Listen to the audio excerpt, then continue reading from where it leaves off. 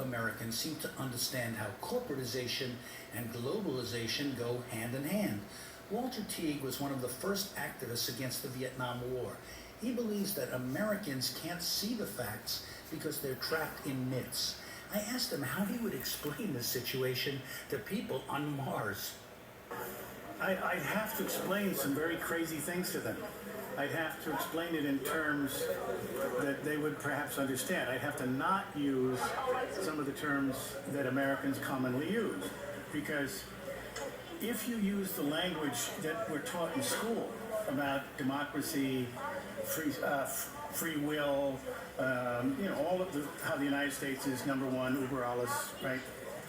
All those terms lead the person to not being capable of understanding what you're saying, which is that there are really, and have been for a long time, a very small percentage, 1% or something like that, really make most of the decisions.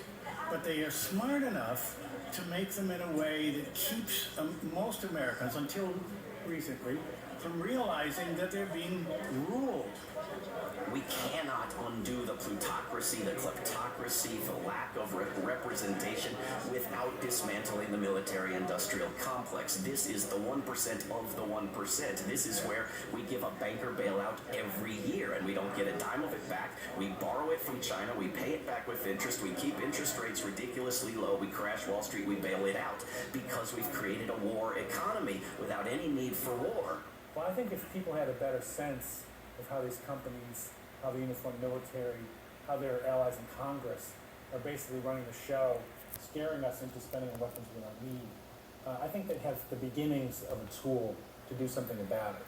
But I think absent that information, there's sort of nowhere to start. There's nowhere to sort of plant your feet and try to fight back against it. So I'd have to tell the Martians it's going to be very hard for you to understand why Americans don't see how they're being screwed.